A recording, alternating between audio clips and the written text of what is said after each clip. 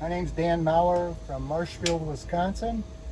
I used to fly these Twin Beches. I started when I was 17 years old flying the Twin Bech. Flew the freight runs at night at 18 years old.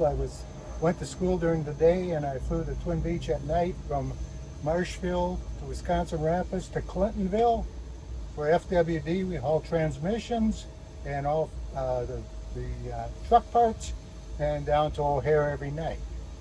One of the experiences that I did have, I was coming out of O'Hare one night, and it was like 1 o'clock in the morning, like all freight runners were flying at those days, and all of a sudden the whole sky lit up, and looked at the left engine, and it was an old D model that we were flying, and the exhaust the fire was going all the way out to the tail, and I couldn't figure out what it was. And as soon as this happened, O'Hare Tower calls me and says, "Midstate 51, are you okay?"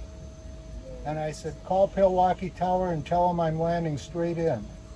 So I took off out of O'Hare, landed in Milwaukee, and it took us a while to figure out what was wrong. We did a compression check, we checked the engine, nothing wrong, everything's normal.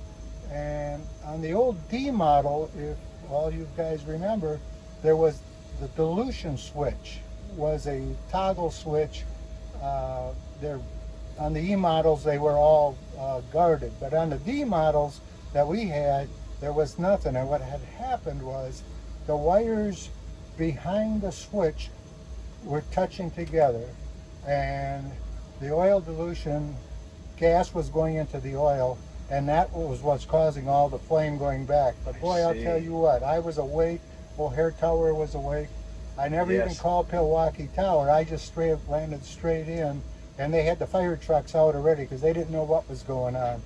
And that was an exciting episode in my life. Well, now let me ask you, so a lot of our younger audience knows what the word dilution means, but what does the word oil dilution mean as far as an aircraft? On the Pratt & Whitneys, when you got into real cold weather, like if you'd have a charter up to Canada, up to Alaska, even in Wisconsin, what it does is it shoots gas into the oil, and that makes it so it doesn't lock, and it'll start a lot easier if you do that.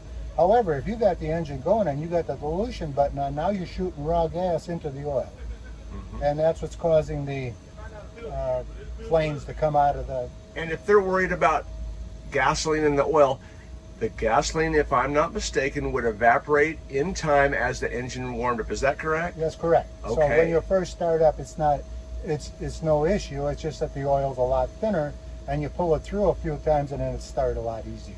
Okay, let's talk about your record, and I don't mean anything about young ladies. Okay, so what were your certificates when you started flying the Twin Bech? When I started flying the Twin Bech, I had a commercial multi-engine and instrument. When I started flying it as captain. When I started flying it as a co-pilot in high school, all I had was an instrument rating and I did not have a commercial license. It was not required. Part 135 was about 10 pages. And as anybody knows now, Part 135 is volumes. But that's all it was required. You had to have an instrument-rated pilot in the co-pilot seat. Yes, sir. If you did not have an autopilot. Of course, none of us had autopilots. Sure. Very good. Very good. Okay, so tell me the span of your aviation flying career. How many years now? I started when I was 16, and I retired from Northwest Airlines 35 years later. And I worked for Midstate Airlines, I worked for North Central Airlines, I worked for Republic Airlines, retired from Northwest. Can I assume that you have an accident-free record, pretty good record? Yeah. Do you attribute any of it at all to a Twin Bech? Oh, absolutely. I mean, Twin Bech taught you how to fly.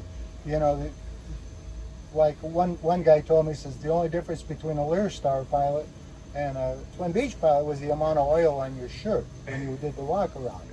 But the Twin Bech with the tail, you know, it's like everybody always says, it's not done until you got it shut off at the gas pump, and then you're done flying. Very good, very good. Well, pleasure to hear from someone that is a modest pilot and learn from this airframe. You bet. Thank you very much. Thank you.